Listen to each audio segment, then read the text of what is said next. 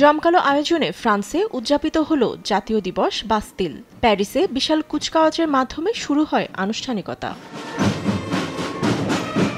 ঘোড়া ও সাজোয়া যানে ৭,০০০ সেনা কুচকাওয়াজে অংশ নেন। এ সময় সেনারা প্যারিসের প্রধান সড়ক শজলিজে বরাবর মার্চ করেন, যা পরিদর্শনে আসেন ফ্রান্সের প্রেসিডেন্ট ইমানুয়েল ম্যাক্রো। এ সময় তিনি ক্রমবর্ধমান বৈশ্বিক হুমকির কথা তুলে ধরে সামরিক ব্যয় বাড়ানোর ঘোষণা দেন। দিনটি বিপ্লবী চেতনা ও সামরিক দক্ষতা প্রদর্শন করে। প্রতিটি সেনার পোশাকে ছিল প্রতীকী উপাদান, বিশেষ করে চামড়ার অ্যাপ্রন ও কুড়াল বহন করে সেনারা। কুচকাওয়াজের পর আইফেল টাওয়ারে ড্রোন লাইট শো হয়।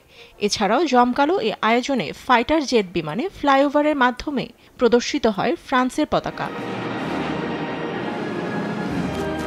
১৭৮৯ সালে বাস্তিল কারাগারে হামলার স্মরণে দেশব্যাপী উদযাপন করা হয় বাস্তিল দিবস।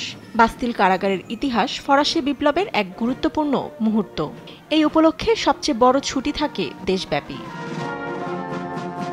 এবছর অতিথি হিসেবে ছিলেন ইন্দোনেশিয়ার প্রেসিডেন্ট প্রবো সুবিয়ান্তো। এছাড়াও বিশেষ অতিথি হিসেবে ছিলেন ফৌসেনু সাম্বা শিসে। তিনি ২ শিশুকে আগুন থেকে রক্ষা করায় ম্যাক্রোর কাছে ব্যক্তিগত আমন্ত্রণ পেয়েছিলেন। ২০০ জন ইন্দোনেশিয়ান ড্রামার কুচকাওয়াজে যোগ দিয়েছেন। এছাড়াও ফিনল্যান্ড, বেলজিয়াম ও লুক্সেমবার্গের সেনারাও অংশ নেন আয়োজনে। প্যারিস ছাড়াও অন্যান্য শহরে ছড়িয়ে পড়ে উৎসবের আমেজ।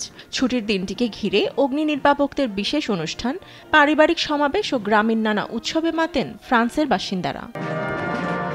ফাতেমা তাসনিম, নিউজ ডেস্ক, দেশ টিভি।